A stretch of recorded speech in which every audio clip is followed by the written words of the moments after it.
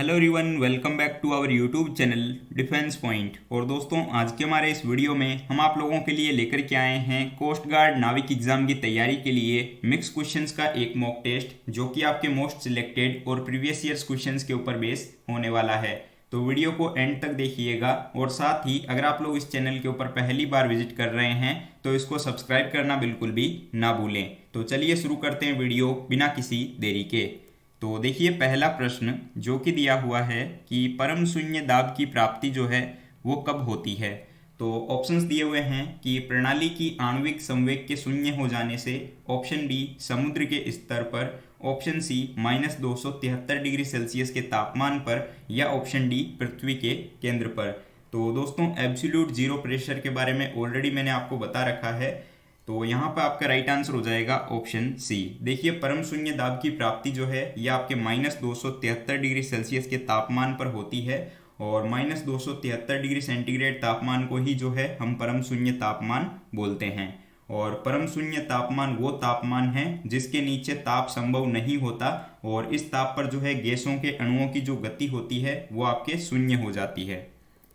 अब देखिए प्रश्न संख्या 2। यहाँ पे क्वेश्चन है कि भूमध्य रेखा पर सूर्य की किरणें जो है सीधी पड़ती है। तो ऑप्शंस दिए हुए हैं कि वर्ष में 4 बार, वर्ष में सिर्फ 1 बार, या पूरे वर्ष भर, या ऑप्शन डी वर्ष में 2 बार। तो दोस्तों, यहाँ पे आपका राइट आंसर हो जाएगा ऑप्शन डी वर्ष में 2 बार। देखिए दोस्तों, क्या होता है कि भूमध्य रेखा पर जो है सूर्य की किरणें साल में जो है 2 बार एकदम सीधी पड़ती है, ठीक है। और भूमध्य रेखा को लेकर अगर बात करें तो ये जो है पृथ्वी की सतह पर उत्तरी ध्रुव और दक्षिणी ध्रुव से जो है समान दूरी पर स्थित एक काल्पनिक रेखा है, ठीक है। और सूर्य जो है ना, ये अपने सामयिक चाल से आकाश में जो है वर्ष में 2 बार, कौन कौन सी डेट को, तो याद रखेंगे 21 मार्च और 23 सितंबर को जो है भूमध्य रेखा के ठीक ऊपर से गुजरता है, और इन 2 दिन में जो है सूर्य की किरणें जो है सीधे भूमध्य रेखा पर पड़ती है। अब देखिए प्रश्न संख्या 3। यहाँ पे क्वेश्चन दिया हुआ है कि यदि एक साधारण लोलक या फिर पेंडुलम की लंबाई को जो है बढ़ा दिया जाए तो इसके आवर्तकाल में जो है आपको क्या परिवर्तन देखने को मिलेगा। तो दोस्तों, हम जानते हैं आवर्तकाल t बराबर क्या होता है। तो आवर्तकाल t बराबर होता है 2π√L/g, ठीक है। तो यहाँ पर देखिए L जो है ये आपके लोलक की लंबाई होती है, g जो है ये आपका गुरुत्वीय त्वरण है, और t जो है वो आवर्तकाल होता है, ठीक है। तो अगर t बढ़ेगा तो यहाँ पे g भी बढ़ेगा ही, ठीक है। तो जब लोलक की लंबाई बढ़ाई जाती है तो उसका आवर्तकाल भी बढ़ जाता है। तो यहाँ पे दोस्तों आपका राइट आंसर होगा ऑप्शन ए, इंक्रीज होगा, यानी कि बढ़ेगा। अब देखिए प्रश्न संख्या 4। यहाँ पे मैथ्स का क्वेश्चन दिया हुआ है, तो काफ़ी सिंपल सा और अच्छा क्वेश्चन है। इस टाइप के क्वेश्चन आपके नाविक एग्जाम में वैसे पूछे भी जाते हैं। तो क्वेश्चन है कि 360 मीटर लंबी रेलगाड़ी जो है ये आपके 45 किलोमीटर प्रति घंटा की गति से दौड़ रही है, ठीक है। तो 140 मीटर लंबे एक पुल को जो है वो कितने समय में पार करेगी, ये आपको बताना है। तो देखिए दोस्तों, आपको यहाँ पे जो वैल्यूज़ दे रखी है वो आपको मीटर में दी हुई है, ठीक है। लेकिन आपको जो रेलगाड़ी है ना, इसकी गति आपको किलोमीटर पर घंटा में दी हुई है। तो सबसे पहले जो है हम किलोमीटर पर घंटा को जो है मीटर पर सेकंड में चेंज कर लेंगे। तो देखिए यहाँ पर जो है आपको चाल बराबर क्या दिया हुआ है, रेलगाड़ी की चाल कितनी है, तो यहाँ पर आपको दे दिया है चाल बराबर 45 किलोमीटर पर आवर, ठीक है, ये दिया हुआ है। तो इसको जो है हम सबसे पहले क्या करेंगे, मीटर पर सेकंड में चेंज करेंगे। तो दोस्तों उसके लिए हम क्या करते हैं, इसको जो है मल्टीप्लाई करते हैं 5/18 से, ठीक है। काफ़ी लोग पूछते हैं कि सर ये आप 5/18 कहाँ से लेके आ रहे हो, तो याद रखेंगे कि किलोमीटर पर आवर को जो है मीटर पर सेकंड में कन्वर्ट करने के लिए जो है इससे मल्टीप्लाई करते हैं। तो देखिए दोस्तों, यहाँ से आप वैल्यू सॉल्व करोगे तो ये वैल्यू आएगी आपके पास 25/2, ठीक है।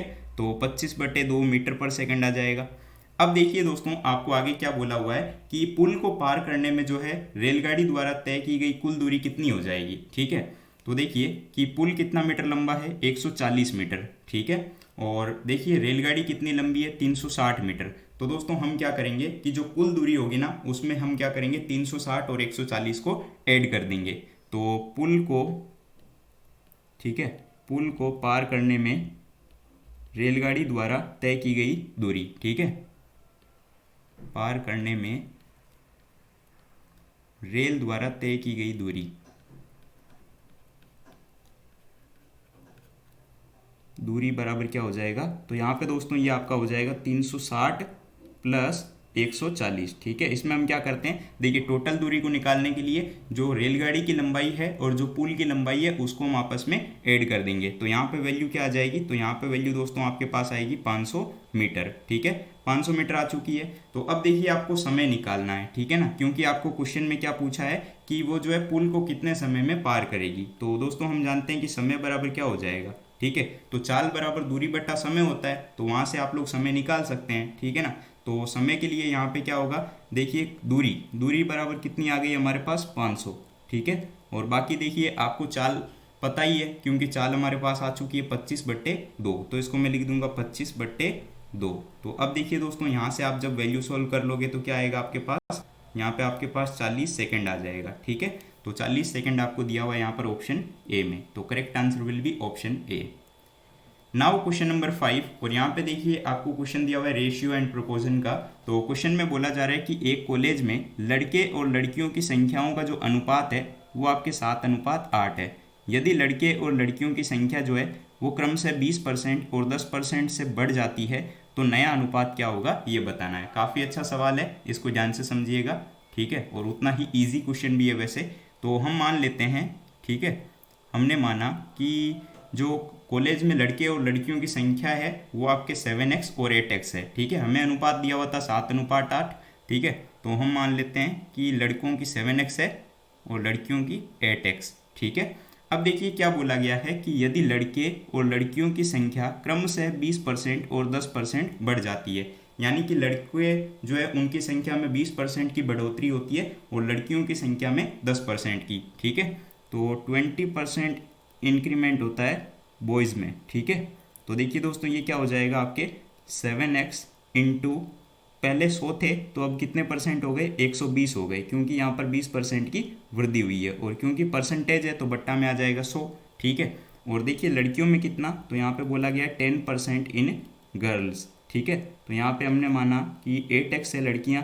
ठीक है, और इनमें कितनी वृद्धि हुई, 10% की, तो 110/100 आ जाएगा। ठीक है, अब देखिए नया अनुपात क्या आ जाएगा। ठीक है, नया अनुपात निकालने के लिए हम क्या करेंगे, नया अनुपात, तो ये क्या हो जाएगा आपके, ये हो जाएगा इसको और इसको जो है हम आपस में बट्टा में रख करके सॉल्व कर लेंगे। देखिए दोस्तों ये हो जाएगा आपका 7x मल्टीप्लाई बाई 120 बट्टा में 100।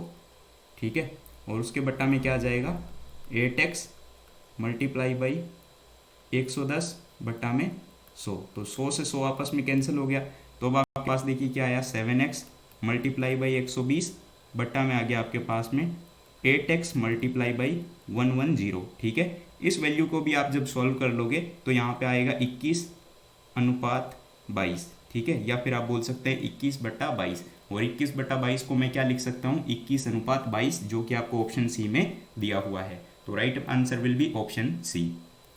नाउ क्वेश्चन नंबर 6, और यहाँ पे देखिए क्वेश्चन दिया हुआ है कि जो ड्राई आइस होती है वो क्या होती है। ठीक है, तो दोस्तों शुष्क बर्फ जो है ये आपके ठोस कार्बन डाइऑक्साइड होती है, तो यहाँ पे आपका राइट आंसर हो जाएगा ऑप्शन ए।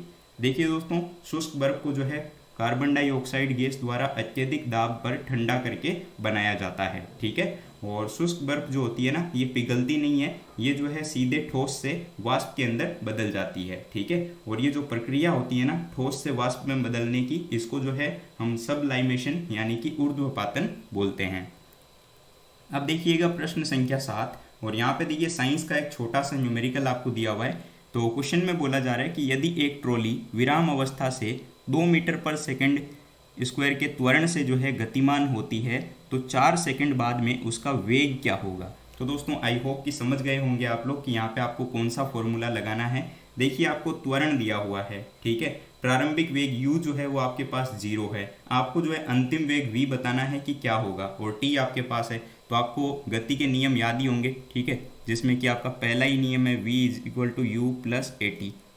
बस यहाँ से आप लोग जो है निकाल सकते हैं कि उसका वेग क्या होगा। ठीक है, तो देखिए दोस्तों वैल्यूज़ आपके पास हैं, u बराबर कितना हो जाएगा 0, क्योंकि देखिए यहाँ पर बोल दिया है कि ट्रॉली विराम अवस्था में है। विराम अवस्था मतलब कि प्रारंभिक वेग = 0। ठीक है, और देखिए यहाँ पर आपके पास त्वरण कितना है, तो यहाँ पर आपके पास त्वरण हो गया 2 मीटर पर सेकंड स्क्वायर, यहाँ पे दिया हुआ है ना। और उसके बाद देखिए समय बराबर कितना है आपके पास, t की वैल्यू आपके पास है यहाँ पर दोस्तों 4 सेकंड।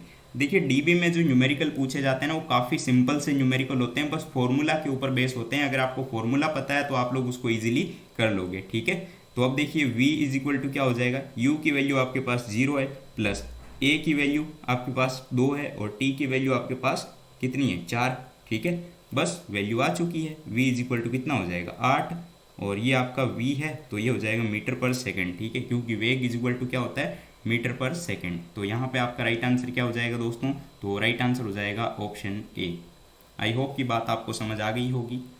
अब देखिए प्रश्न संख्या 8, और यहाँ पे क्वेश्चन है कि टेकोमीटर जो होता है ये इनमें से किसका मापन करता है। तो दोस्तों टेकोमीटर के द्वारा जो है मशीन या फिर मीटर के गतिपालक यानी कि जो घूमने वाला चक्र होता है ना उसकी घूर्णात्मक चाल को ज्ञात किया जाता है, ठीक है। तो यहाँ पे आपका राइट आंसर क्या हो जाएगा, ऑप्शन डी की rotational speed of A fly wheel.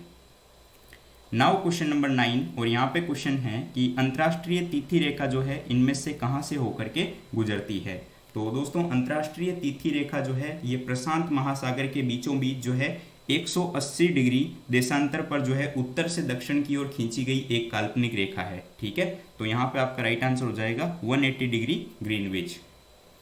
Now question number 10, और यहाँ पे क्वेश्चन है कि निम्न में से अधातु खनिज इनमें से कौन सा है, ठीक है।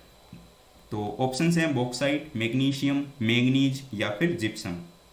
तो दोस्तों अगर ऑप्शंस को लेकर बात करें तो देखिए पहला ऑप्शन जिसमें कि बॉक्साइट दिया हुआ है, तो बॉक्साइट जो है ये एल्यूमिनियम का खनिज है और ये जो है एक धात्विक खनिज है, ठीक है। एल्यूमिनियम का जो है ये अयस्क होता है और ये एक धात्विक खनिज है। उसी प्रकार देखिए मैग्नीशियम, ठीक है। तो मैग्नीशियम दोस्तों अगर बात करें तो ये भी जो है आपके मतलब कि इसका ये भी एक धातु है, ठीक है, यानी कि ये भी मेटल है। और वहाँ पर मैंगनीज को देखें तो दोस्तों ये भी आपके क्या है, मेटल ही है, ठीक है, जिसका अयस्क होता है मैग्नाइट। लेकिन दोस्तों अगर आप जिप्सम को देखेंगे ना, ठीक है, तो जिप्सम क्या होता है, तो जिप्सम हम जानते हैं CaSO4.2H2O जो कि आपके जिप्सम होता है, ठीक है। और ये जो है आपके एक अधात्विक खनिज है। तो यहाँ पे आपका राइट आंसर हो जाएगा ऑप्शन डी। अब देखिए प्रश्न संख्या 11, और यहाँ पे क्वेश्चन है कि सबसे गहरी समुद्री खाइयाँ जो है इनमें से कौन से महासागर में पाई जाती है। तो ये क्वेश्चन आपके काफ़ी बार एग्जाम्स में देखने को मिल चुका है वैसे, ठीक है, और मैंने भी आपको 2 से 3 बार करवा दिया है। तो देखिए हिंद महासागर, प्रशांत महासागर, आर्कटिक महासागर या फिर अटलांटिक महासागर। तो दोस्तों यहाँ पे आपका राइट आंसर हो जाएगा ऑप्शन बी, प्रशांत महासागर। देखिए प्रशांत महासागर में जो है सबसे गहरी समुद्री खाइयाँ पाई जाती है। प्रशांत महासागर के पूर्वी और पश्चिमी छोरों पर जो है खाइयों की एक श्रृंखला पाई जाती है, ठीक है, यानी कि काफ़ी मात्रा में जो है खाइयाँ देखने को मिलती है। और इनमें से जो है सबसे गहरी खाई कौन सी है, तो याद रखेंगे मरियाना ट्रेंच, ठीक है। क्या नाम है उसका, मरियाना ट्रेंच जो है ना ये आपके प्रशांत महासागर की सबसे गहरी खाई है, ठीक है। और इसकी गहराई कितनी है, तो याद रखेंगे 11,034 मीटर, ठीक है ना।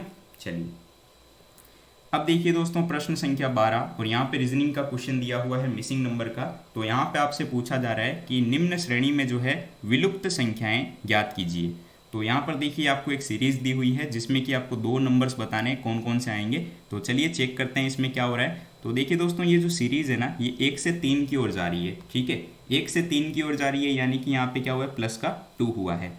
उसी प्रकार देखिए सीरीज जो है ये 3 से 6 की ओर जा रही है, ठीक है, तो 3 से 6 की ओर यानी कि यहाँ पे मल्टीप्लाई बाई 2 हुआ है, ठीक है। फिर देखिए 6 से 8 यानी कि वापस यहाँ पे प्लस का 2 हुआ है। फिर देखिए 8 से 16 यानी कि वापस मल्टीप्लाई बाई 2। फिर 16 से 18 यानी कि फिर से प्लस का 2। तो इस बार क्या हो जाएगा, मल्टीप्लाई बाई 2, क्योंकि देखिए एक बार प्लस का 2 हो रहा है और एक बार मल्टीप्लाई बाई 2, ठीक है। फिर से प्लस का 2 और फिर से मल्टीप्लाई बाई 2, फिर प्लस का 2 और फिर क्या हो जाएगा, मल्टीप्लाई बाई 2। तो 18 को जो है आप लोग मल्टीप्लाई बाई 2 कर लीजिए, तो 18 दूनी क्या हो जाएगा, 36। देखिए आंसर तो आपका यहीं से आ चुका है, ठीक है ना, क्योंकि देखिए 36 जो है वो आपको सिर्फ और सिर्फ ऑप्शन बी में ही देखने को मिल रहा है शुरू में, ठीक है। तो राइट आंसर तो वैसे भी आपका ऑप्शन बी ही हो गया, ठीक है। लेकिन इसको आप जब आगे सॉल्व करेंगे तो देखिए 36 के बाद आप क्या करेंगे, फिर से प्लस का 2 ऐड करेंगे, तो यहाँ पे आपको 38 मिल जाएगा, ठीक है ना। आपको जो है एग्जाम में ऑप्शंस को साथ में लेके चलना है, जिससे कि आप लोग रीजनिंग में क्वेश्चंस को जो है जल्दी से जल्दी सॉल्व कर पाएंगे। तो यहाँ पे आपका राइट आंसर आ चुका है option B, 36 and 38। Now question number 13, और यहाँ पे क्वेश्चन दिया हुआ है अमीटर, ठीक है।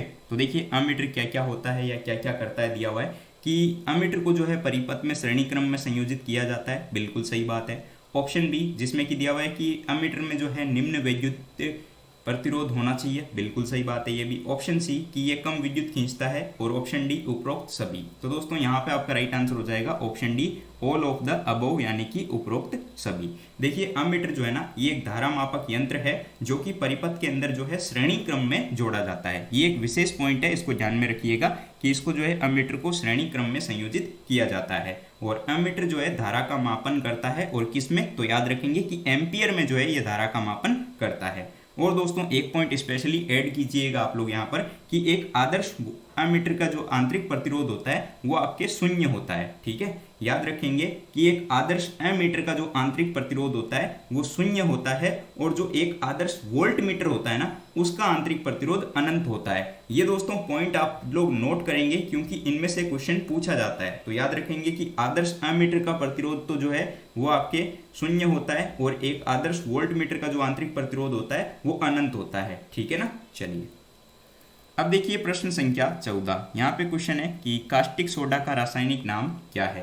तो दोस्तों हम जानते हैं कि कास्टिक सोडा को जो है रासायनिक नाम उसका हो जाएगा सोडियम हाइड्रोक्साइड, जो कि आपको दिया हुआ है ऑप्शन बी में, ठीक है। तो यहाँ पे आपका राइट आंसर होगा ऑप्शन बी, सोडियम हाइड्रोक्साइड। बाकी दोस्तों अगर ऑप्शंस को लेकर बात करें तो आपके देखिएगा इनमें, तो यहाँ देखिए सोडियम क्लोराइड क्या हो जाता है, तो सोडियम क्लोराइड जो है आपका NaCl यानी कि साधारण नमक होता है, ठीक है। सोडियम कार्बोनेट क्या होता है, तो सोडियम कार्बोनेट होता है आपके Na2CO3, ठीक है। इसको हम जो है सोडा बोलते हैं, क्या बोलते हैं इसको हम सोडा बोलते हैं। और वहीं देखिएगा सोडियम पेरोक्साइड दिया हुआ है, तो सोडियम पेरोक्साइड क्या होता है, तो सोडियम पेरोक्साइड हो जाता है Na2O2, ठीक है ना। नाउ क्वेश्चन नंबर 15, और यहाँ पे देखिए रीजनिंग के ब्लड रिलेशन का क्वेश्चन दिया हुआ है, और क्वेश्चन में बोला जा रहा है कि दीपक जो है ये राज के पिता हैं। तो मान लीजिए कि ये कोई दीपक है जो कि किसके पिता हैं, तो दीपक पिता है राज के, तो ये कोई राज हो गया, और इनका आपस में रिलेशन क्या हो गया, पिता पुत्र का। तो दीपक जो है ये राज के पिता है। फिर बोला जा रहा है कि हेमा जो है ये अनिल की बहन है, ठीक है ना। हेमा जो है वो अनिल की बहन है। तो ये मान लीजिए कि कोई हेमा है जो कि इस अनिल की बहन है, ठीक है। ये जो अनिल है इसकी बहन लगती है हेमा। अब आगे बोला जा रहा है कि राज हेमा का पुत्र है, ठीक है ना। ये जो हेमा है इसका पुत्र कौन है, तो इसका पुत्र है राज, पुत्र। अब देखिए पूछा जा रहा है कि दीपक का हेमा से क्या रिलेशन है। तो देखिए दोस्तों जाहिर सी बात है कि दीपक जो है ना ये राज का पिता है, ठीक है, और हेमा जो है वो राज की माँ है, तभी तो ये इनका पुत्र होगा। यानी कि ये आपस में क्या हो गए, ये आपस में जो है कपल है, यानी कि पति पत्नी है, ठीक है ना। ये आपस में क्या है, पति पत्नी है। तो देखिए ऑप्शन डी में आपको दिया हुआ है पति, ठीक है, क्योंकि आपसे पूछा था कि दीपक का जो है हेमा से क्या रिलेशन है, तो ये जो दीपक है ना ये हेमा का पति लगेगा, ठीक है, और हेमा जो है दीपक की पत्नी होगी। नाउ क्वेश्चन नंबर 16, और यहाँ पे देखिए मैथमेटिकल ऑपरेशंस का क्वेश्चन है। तो बोर्डमास रूल के अकॉर्डिंग इसको हम सॉल्व करते ही आपको पता होगा। तो ये जो आपको इक्वेशन दी हुई है ना, इसको आपको क्वेश्चन के अकॉर्डिंग सॉल्व करना है। तो सबसे पहले दोस्तों मैं आपके इस इक्वेशन को नोट कर लेता हूँ, जो कि आपको दी हुई 125 - 5 मल्टीप्लाई बाई 10 और डिवाइडेड बाई 13 प्लस 28, ठीक है। तो यहाँ पर जो है हम क्वेश्चन के अकॉर्डिंग साइन चेंज कर लेंगे। तो यहाँ पर देखिए क्वेश्चन में बोला जा रहा है कि प्लस का अर्थ है माइनस, माइनस का अर्थ है डिवाइड, डिवाइड का अर्थ है मल्टीप्लाई, और मल्टीप्लाई का अर्थ है प्लस। तो क्वेश्चन के अकॉर्डिंग साइन चेंज करते हैं, तो ये हो जाएगा आपका 125 डिवाइडेड बाई 5, ठीक है। उसके बाद आपके मल्टीप्लाई जो है वो प्लस में कन्वर्ट हो जाएगा, तो ये आ जाएगा 10, फिर आ जाएगा यहाँ पे डिवाइडेड की जगह पे 13, मल्टीप्लाई बाई 13, और प्लस की जगह आ जाएगा माइनस और 28। अब देखिए दोस्तों इसको जो है हम बोर्डमास रूल के अकॉर्डिंग सॉल्व करते हैं, ठीक है। तो यहाँ पे आपको सबसे पहले डिवाइड वाला पोर्शन सॉल्व करना है, क्योंकि ब्रैकेट और ऑड इवन का तो कोई चक्कर ही नहीं है। उसके बाद देखिए m वाला सॉल्व करना है, फिर a और फिर s, ठीक है। तो यहाँ पे देखिए सबसे पहले डिवाइड को पोर्शन को सॉल्व करेंगे, यानी कि इसको। तो यहाँ पे देखिए क्या हो जाएगा, ये इसको डिवाइड करने से 25 आ जाएगा, ठीक है। उसके बाद प्लस का 10 मल्टीप्लाई बाई 13, फिर माइनस का 28। स्टेप बाय स्टेप करते हुए चलिए, कोई दिक्कत नहीं है, आराम से इजीली सॉल्व यहाँ पे हो जाता है। अब देखिए आपको मल्टीप्लाई वाला पोर्शन सॉल्व करना है, तो ये क्या हो जाएगा 25, और फिर मल्टीप्लाई कर लीजिए, तो यहाँ पे आ जाएगा 130 और माइनस का 28, ठीक है ना। अब आपको क्या करना है, ऐड कर लेना है। तो इनको ऐड कर लीजिए, तो ये ऐड करेंगे तो 155 हो जाएगा और माइनस का 28। देखिए आंसर क्या आ जाएगा, तो ये आंसर आ जाएगा 127। 127 आपको दोस्तों ऑप्शन सी में दिया हुआ है। नाउ क्वेश्चन नंबर 17, और यहाँ पर दोस्तों आपको वेन डायग्राम बताना है वर्ष, माह और दिन के बीच में। तो सिंपल सी चीज़ है, आई होप कि देखते ही समझ आ गया होगा। राइट आंसर हो जाएगा ऑप्शन ए, क्योंकि देखिए दोस्तों एक जो साल होता है ना, ठीक है, जो आपके वर्ष होता है, वर्ष के अंदर क्या आते हैं, तो वर्ष के अंदर आते हैं माह, यानी कि महीने आते हैं, ठीक है, और महीनों के अंदर ही क्या आते हैं, दिन आते हैं, ठीक है ना। तो कुछ इस टाइप का वेन डायग्राम तीनों के बीच में बन जाएगा, जो कि ऑप्शन ए में दिया हुआ है। नाउ क्वेश्चन नंबर 18, और यहाँ पे देखिए आपको जो है इंग्लिश का क्वेश्चन दे रखा है, और क्या बोला जा रहा है, फिलर्स का क्वेश्चन है वैसे। तो my neighbour was admitted to the hospital when he developed an allergic dash to some medicine he took, ठीक है। तो देखिए ऑप्शंस हैं रिजल्ट, रीजॉइंडर, रिएक्शन या फिर रिट्रोट। तो यहाँ पे देखिए दोस्तों, इसमें अगर आप लोग देखेंगे ना, तो यहाँ पे आपका राइट आंसर हो जाएगा ऑप्शन सी, रिएक्शन। देखिए इसमें अगर हम सेंटेंस के सेंस के अकॉर्डिंग देखें तो सिर्फ ऑप्शन सी, जिसमें कि आपको रिएक्शन वर्ड दिया हुआ है, जिसका हिंदी मीनिंग होता है प्रतिक्रिया, ठीक है ना, यही जो है आपके सही होगा, ठीक है। सेंटेंस का मीनिंग क्या हो जाएगा फिर, तो देखिए बोला गया है कि my neighbour was admitted to the hospital when he developed an allergic reaction to some medicine he took, यानी कि जो मेरा पड़ोसी है उसको जो है हॉस्पिटल में एडमिट करना पड़ा जब उसने कोई जो है आपके एक गलत दवाई ले ली, जिसकी वजह से उसको एलर्जी हो गई, ठीक है ना। तो यहाँ पे रिएक्शन जो है वो सही होगा, क्योंकि रिएक्शन मतलब होता है प्रतिक्रिया, ठीक है। बाकी रिजल्ट मतलब क्या होता है, तो रिजल्ट मतलब आपके हो जाता है परिणाम, ठीक है। रीजॉइंडर, देखिए रीजॉइंडर मतलब आपका होता है एक तरीके से जवाब देना, क्या होता है, जवाब देना। और रिट्रोट मतलब क्या होता है दोस्तों, तो याद रखेंगे कि रिट्रोट मतलब होता है आपके बदला लेना, क्या होता है, बदला लेना। नाउ क्वेश्चन नंबर 19, और यहाँ पे देखिए दोस्तों सिनोनियम आपको बताना है, और एक वर्ड दिया हुआ आपको व्रेंच, ठीक है। तो व्रेंच मतलब क्या होता है, तो दोस्तों इसका मतलब होता है आपके खींचना या फिर मरोड़ना, ठीक है। क्या हो जाता है, खींचना या फिर मरोड़ना, ठीक है। तो उसी प्रकार से देखिए ऑप्शंस को देखेंगे तो ऑप्शन बी, जिसमें कि आपको दिया हुआ ब्रेस्ट, ठीक है, इसका भी मतलब होता है एक तरीके से आपके खींचना या फिर मरोड़ना, ठीक है ना। तो राइट आंसर हो जाएगा ऑप्शन बी। देखिए बाकी ऑप्शंस को लेकर बात करें तो सप्लाई मतलब क्या होता है, सप्लाई मतलब होता है आपूर्ति करना, ठीक है, सप्लाई मतलब होता है आपूर्ति करना। रिजेक्ट मतलब क्या होता है, तो रिजेक्ट मतलब कि मना कर देना या फिर आपके अस्वीकार करना, ठीक है। और डिटर मतलब क्या होता है, तो डिटर मतलब होता है आपके रोकना या फिर जो है प्रतिरोध करना। तो right answer will be option B, wrench के लिए हो जाएगा ब्रेस्ट, जिसका मतलब होता है खींचना। नाउ क्वेश्चन नंबर 20, और यहाँ पे देखिए वन वर्ड सब्स्टिट्यूशन का क्वेश्चन दिया हुआ है, जिसमें कि बोला जा रहा है कि select the most appropriate word for the given group of words. तो यहाँ पे देखिए सेंटेंस है कि an account of a person's life written by self, ठीक है। तो देखिए दोस्तों ऑप्शंस दिए हुए हैं, ऑटोबायोग्राफी, कार्टोग्राफी, बायोग्राफी या फिर आपके कैलीग्राफी। तो देखिए दोस्तों मतलब कि यहाँ पे ये जो दिया हुआ है ना कि an account of a person's life written by self, ठीक है, यानी कि जो खुद के बारे में लिखा जाए, ठीक है, तो उसको हम ऑटोबायोग्राफी बोलते हैं, जिसको हम इंग्लिश में बोलेंगे आपके ऑटोबायोग्राफी, और हिंदी में हो जाएगा आत्मकथा, ठीक है, आत्मकथा। तो right answer will be option A. बाकी देखिए कार्टोग्राफी का मतलब क्या होता है, तो कार्टोग्राफी मतलब होता है मानचित्रकारी, क्या होता है, मानचित्रकारी। और बाकी देखिए कैलीग्राफी मतलब क्या हो जाता है, तो कैलीग्राफी मतलब होता है सुलेखन, क्या होता है, सुलेखन। और बायोग्राफी मतलब आप सभी को पता ही है, बायोग्राफी मतलब होता है जीवनी। देखिए ऑटोबायोग्राफी और बायोग्राफी में क्या मतलब होता है, तो ऑटोबायोग्राफी मतलब होता है आत्मकथा, जो व्यक्ति अपने जीवन के बारे में स्वयं लिखें, ठीक है। और बायोग्राफी वो हो जाती है जो किसी दूसरे के द्वारा लिखी जाए और किसी दूसरे के जीवन पर हो, ठीक है ना। तो यही इन दोनों में डिफरेंस है। तो दोस्तों आई होप कि आपको सारे क्वेश्चन समझ में आ गए होंगे। तो अब एक क्वेश्चन आप लोगों के लिए है क्वेश्चन फॉर यू सीरीज में। तो आपके लिए दोस्तों क्वेश्चन है कि अम्ल वर्षा का जो है इनमें से मुख्य कारण क्या है।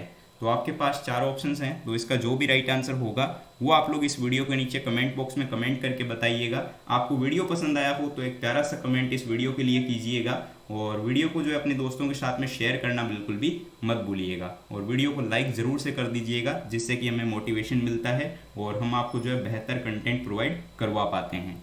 तो दोस्तों इसकी पीडीएफ जो है क्वेश्चंस की वो आपको टेलीग्राम ग्रुप में देखने को मिलेगी, तो टेलीग्राम ग्रुप को जरूर से ज्वाइन कर लीजिएगा, लिंक वीडियो नीचे डिस्क्रिप्शन में दी हुई है। तो मिलते हैं नेक्स्ट वीडियो में, तब तक के लिए जय Hind and thank you so much for watching this class.